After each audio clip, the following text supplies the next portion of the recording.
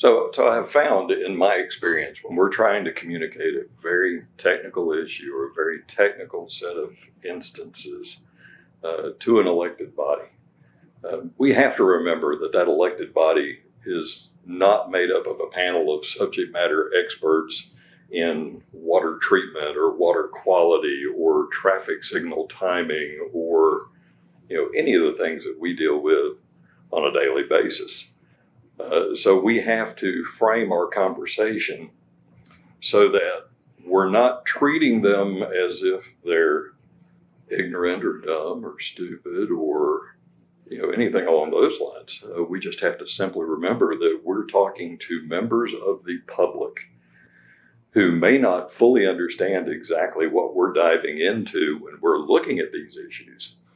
But we have to explain it well enough so that they understand where we're trying to go with whatever project or whatever issue or whatever problem that we have. Humor can work in those situations, but you have to be really careful when you try to use humor. You have to know who your audience is. It's always good to have a meeting with the city manager or have a meeting with the deputy city manager, somebody that really knows the personalities that you're talking with or trying to communicate with on the elected board. What I have found is that if you can change terms into something that people can visualize, that really helps. Like when we're talking about water treatment and trying to reduce something down to 3 parts per million or 15 parts per billion, give a reference. What does that really look like? Well, it's like trying to find 3 marbles in an Olympic-sized pool full of marbles. So we try to frame these things into something that people can get their mind around and at least try to visualize what you're talking about. I think the latest issue with PFAS is everybody's talking about PFAS, forever chemicals, and how do you get rid of those out of your water system, and what are the true limits and those kind of things.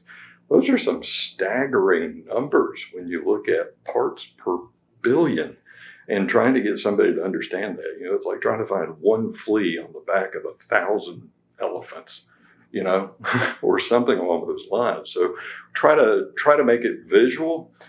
Try to speak as plainly as you can. Do not use acronyms.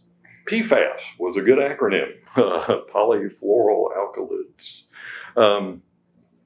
So try to simplify how you speak. Realize that this is the public. These are not dumb people. They're not uneducated. They just aren't educated in the same things that you are. So try to make it relatable. Yeah, I think you're exactly right. There's some key points from an elected official's side as well. When you're hearing information, you're thinking, as you're hearing information, how do I present this to the public? How do I defend this to the public? So you really need to make sure that you're giving options as well. And as you said, it's good to know your audience. You really need to know the council members because there can be a wide variety of experience and pressures on those council members. They may be in an election cycle.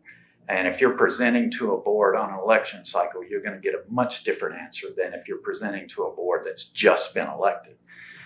So you need to know those things in advance. Visual aids are perfect. Having a visual aid, having the explanations you talked about, and having the options with consequence of decisions are very important. Right. And you want to cover the entire range. The do nothing, and then the Cadillac version, and then stuff in between.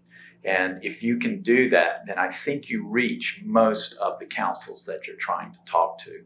Another thing is presenting with confidence, I think. I know my staff practices with each other before they present to council, because you don't want to come to council as, I think I want to maybe, you want to come to them and say, here are your options, here's our recommendation, and if you take this, this is what's going to happen. And that helps them with their decision, because a lot of times that's what we are sometimes overwhelmed. I really don't know. What do you recommend? and they can help you with that decision.